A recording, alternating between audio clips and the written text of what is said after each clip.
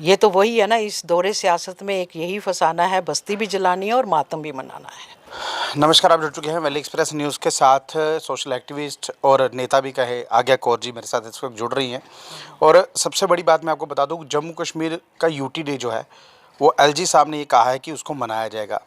अब चुनाव हो चुके हैं, चीफ मिनिस्टर बन चुका है और कहीं ना कहीं आम आदमी पार्टी भी उसमें एक सीट लेकर उतरी है, क्योंकि गठबंधन के साथ ये चुनाव हुआ था और गठबंधन में एक सीट आम आदमी पार्टी को भी मिली।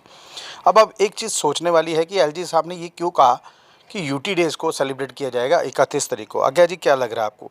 31 तारीख को यूटी डे सेलिब्रेट करने की बात की जा रही है, जबकि यहाँ पर एक सीएम बन चुका है उमर अब्दुल्ला साहब। पहले तो गुलशन जी आपका धन्यवाद कि हम आपके माध्यम से जनता तक अपनी आवाज़ पहुंचा पाते हैं। तो जैसा आपने कहा कि यूटी डे मनाया जा रहा है, एलजी साहब ने कहा है, तो बड़े अफसोस की बात है, दुख होता है कि कोई 4 दिन भी कहीं मेहमान जाता है तो उसको भी उस जगह से लगाव हो जाता है। लेकिन हमारे एलजी साहब 4 साल और 70-75 दिनों के तक रहने के बावजूद जम्मू कश्मीर से इन्हें कोई लगाव नहीं हुआ। जम्मू कश्मीर की जनता से इन्हें कोई हमदर्दी नहीं, उनके इमोशंस का कोई एहसास नहीं कि आखिर ये लोग इतने पीड़ित हो चुके हैं, इस बात से दुखी हैं कि उनका स्टेटहुड छीना गया और उसे यूटी बनाया गया। तो आज ये उसको सेलिब्रेट करना चाहते हैं, जबकि ये मातम बनाने का दिन है। जब कोई चीज़ ख़त्म होती है तो उसका मातम किया जाता है, ना कि उसको सेलिब्रेट किया जाता है। मैं तो यही कहूँगी कि ये जन्म तिथि नहीं बल्कि एक पुण्य तिथि है। एक तरफ पहली कैबिनेट में कहीं ना कहीं उमर अब्दुल्ला साहब एक वो लेके आते हैं, ऑर्डिनेंस लेके आते हैं कि यूटी को स्टेट का दर्जा दिया जाएगा, यानी कि हमारी स्टेटहुड जो है वो वापस आएगी। केंद्र भी मान गया, साइन भी हो चुके हैं, लेकिन ये यहाँ के एलजी जो है ये नहीं मान रहे। ये यूटी डे सेलिब्रेशन करेंगे, ये सोच रहे हैं कि कभी स्टेट आएगी नहीं, या दोहरा मापदंड, वहाँ कुछ यहाँ कुछ। ये तो सामने दिखता है कि ये चाहते क्या है, क्योंकि ये जम्मू कश्मीर की बात करने नहीं आए या जम्मू कश्मीर को विकसित करने नहीं आए। इनका मंसूबा कुछ और था, क्योंकि ये अपनी कामयाबी का दिन मनाना चाहते हैं। क्योंकि बिल्कुल जैसे कि इन्होंने JNK को भी फतेह कर लिया, तो उस दिन को मनाना चाहते हैं, उस दिन को सेलिब्रेट करना चाहते हैं, जबकि ये सेलिब्रेशन की तो बात ही नहीं। जम्मू कश्मीर की जनता तो इस बात से दुखी है। वो तो एक तरफ से स्टेटहुड की बात चल रही है और दूसरी तरफ से एलजी साहब ये दिन मनाने को कह रहे हैं, तो इसमें ये क्या, ये दोहरा पानी तो नहीं, है। ऐसा तो नहीं लग रहा कि 1,30,00,000 पॉपुलेशन को बिना पूछे ये दिन मनाया जा रहा है, या ये सोचते हैं कि जब पूछा गया था, जब तोड़ी की थी, क्योंकि उस वक्त हमारे पास राज्यपाल पूरे थे वहाँ पर, उस वक्त सत्यपाल मलिक जी थे जब ये इसको यूटी बनाया गया था। तो कहाँ पूछा ना, उस वक़्त पूछा गया। 370 की भी धाराएं टूटने के मैं तो कारण यही समझती हूँ कि वो भी एक मंसूबे के तौर पे ही है कि जिस तरह से स्टेट को छीना जा रहा है, इसके छीना गया और बाहर से ही ठेकेदार जो भी आ रहा है बाहर से आ रहा है। और कहीं ना कहीं हमारी वैष्णो माता, जिन्होंने हमारे जम्मू कश्मीर की ये देवी माँ के चरणों से हमें लिथियम जैसा खजाना मिला, तो कहीं ये भी ना हो कि ये भी हमसे छीना जाए, तो ये धाराएं तोड़कर तो कहीं वो भी हो सकता है कि इस राज्य पर पूरा कब्जा किया जाए और इसको जिस तरह से भी है इसको लूटा जाए। अगर ये यूटी डे मनाया जा रहा है तो कौन लोग हैं जो इसमें सेलिब्रेट करने के लिए आएंगे? जब मैंने लोगों से बात करने की कोशिश की, कोई इसके बारे में बोलकर राजी नहीं। वो बोल रहे थे हमें ज़रूरत ही नहीं बोलने की, क्योंकि सुनने वाला कोई यहाँ है ही नहीं। देखिए, सुनने वाला कौन है? जब कहते हैं ना कि सुनाई दुनिया को सुनाई दे तो वो खामोशी होती है, लेकिन जब आंखों में दिखाई दे तो वो तूफ़ान होता है। तो वो तो खैर इनको पता चल गया कि जम्मू कश्मीर की जनता ने इनको उसकी सज़ा भी दे दी। नहीं, अगर तूफान होता तो 29 सीटें कैसे जीत गए? ये जम्मू प्रोविंस थे, 29 सीटें मिली, लेकिन कश्मीर में दिल खोल कर नेशनल कॉन्फ्रेंस को वोट मिला। जम्मू के लोगों को यूटी मिलने के बाद ये खुशी दी उन्होंने कि 29 सीटें दी। बस वही बात आ जाती है कि जम्मू करके कश्मीर करके जिन लोगों ने ये बीच में जो आपसी मतभेद किया, उसका अंजाम तो यही है कि ये जो 29 सीटें आई हैं, ये जम्मू की जनता के जो अंधभक्त हैं, मैं कहूँगी उन्होंने जिनको कामयाब किया था, आज उन्होंने मेरा ख्याल इनको तमाचा मारा है कि देख लीजिए हम तो भाई इन्हीं का साथ देंगे।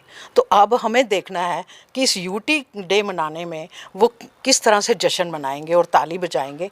क्या वो उन्हें तकलीफ़ नहीं है कि हमारे स्टेट को किस तरह से राज्य से उपराज्य बनाया गया, हमारी जो हक छीने जा रहे हैं, तो फिर भी वो उनका साथ दे रहे हैं। मैं आपसे, आपने थोड़ा खुलकर नहीं बोला, मैं बोलता हूँ थोड़ा खुलकर। पहले ये एक राज्य हुआ करता था, यानी कि एक देश था, फिर इसको एक स्टेट बनाया गया।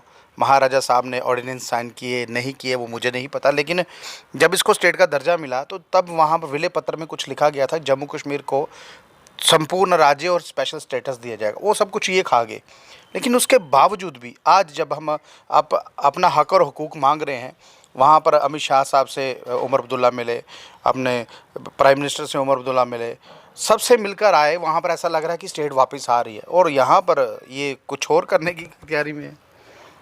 वो तो दिख रहा था, वो तो कश्मीर की जनता ने खैर बहुत अच्छा सोच समझ कर उन्होंने मतदान किया, लेकिन जम्मू से हमें उन अंधभक्तों से तो यही कहेंगे कि उन्हें अब समझ आ जाना चाहिए कि जिस तरह से उन्होंने जिन लोगों को कामयाब किया तो वो क्या था।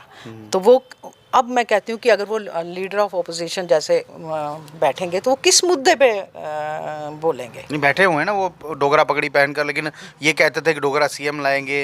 एक डोगरा आईएएस केएस अफसर तो ये ला नहीं पाए, तो सीएम कहाँ से लाएंगे। और वहाँ पर 29 एमएलए जब बैठेंगे उस असेंबली में जो 4 नवंबर को लगने जा रही है, वहाँ पर क्या कहेंगे ये लोग? क्या हम यूटी सेलिब्रेट करके आए हैं, वहाँ पर ये बोलेंगे? मैं वही कह रही हूँ ना कि इनके पास मुद्दा क्या है। ये कैसे कहेंगे कि ओपोजिशन में कौन लोग होते हैं जो मुद्दे उठाते हैं कि नौकरियां नहीं हैं, कच्चे मुलाजम पक्के नहीं हुए, जिस तरह से ये टैक्स पे टैक्स लग रहा है, तो इनके पास क्या मुद्दा होगा? क्योंकि ये सब कुछ तो इन्होंने ही किया ना। नहीं, इन्होंने एक चीज़ बोली थी अपने चुनाव में, इन्होंने ये कहा था कि 10 दिन के अंदर अंदर डेली वेजर पक्का हो जाएगा हमारी ओथ लेने के बाद। ओथ लेकर ये घर में बैठे हुए हैं, लेकिन डेली वेजर तो पक्का हुआ नहीं, कुछ कर नहीं पाए। अपोजिशन में रह के भी कुछ नहीं कर पा रहे। कुछ कर कैसे करेंगे? क्योंकि जब किया धरा ही खुद का हो तो कैसे करेंगे? ये तो वही है ना, इस दौरे सियासत में एक यही फसाना है, बस्ती भी जलानी है और मातम भी मनाना है। ये दोनों तरफ से आ गए।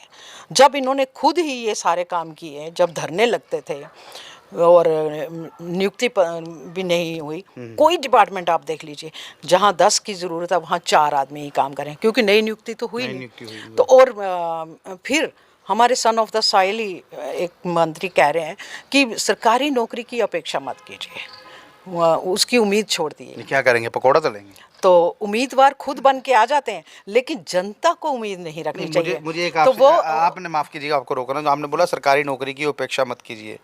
अब केंद्रीय मंत्री की बहू को सरकारी नौकरी मिल जाती है यहाँ पर एम्स में, एम्स में, तो उस वक्त कहाँ चली जाती है? वही मैं कह रही थी कि लोगों, जनता को कहा जाता है कि सरकारी नौकरी की उम्मीद मत रखिए, लेकिन अपनी बहू बेटियों को जब आप वही सरकारी नौकरी दिलवाते हो तो उस वक्त आपकी सोच कैसे हो जाती है? तो फिर इसका मतलब क्या हुआ कि आप पब्लिक सर्विस नहीं, आप पर्सनल सर्विस करने आए। तो ये तो दिख गया। तो ये किस तरह से इस सरकार में किस तरह से उनका पूरा सहयोग देके अपनी ही जनता को लूट रहे हैं। पब्लिक डे जो है वो लोग सेलिब्रेट करेंगे, कौन लोग करेंगे ये पता नहीं, लेकिन एलजी मनोज सिन्हा साहब द्वारा ये कहा गया कि कल 31 तारीख को यूटी डे जो है वो मनाया जाएगा। लेकिन जम्मू कश्मीर एक देश था, एक देश के बाद इसका विलय हुआ, विलय होने के बाद ये स्टेट बन गया। जम्मू कश्मीर स्टेट वो स्टेट थी जिसके पास स्पेशल स्टेटस था, लेकिन केंद्र ने वो स्टेटस ले लिया, हमें एक यूटी का दर्जा दे दिया। दो यूटियाँ बनी, एक लद्दाख एक जम्मू। अब जम्मू यूटी डे जो है वो कल मनाया जाएगा। आज्ञा जी का क्या कहना था वो आपने सब कुछ सुन लिया। बहरहाल ये लाइव दृश्य अगर आपको अच्छे लग रहे हो, अपनी महत्वपूर्ण राय कमेंट बॉक्स में रखिएगा, इस वीडियो को ज़्यादा से शेयर कीजिए। नमस्कार।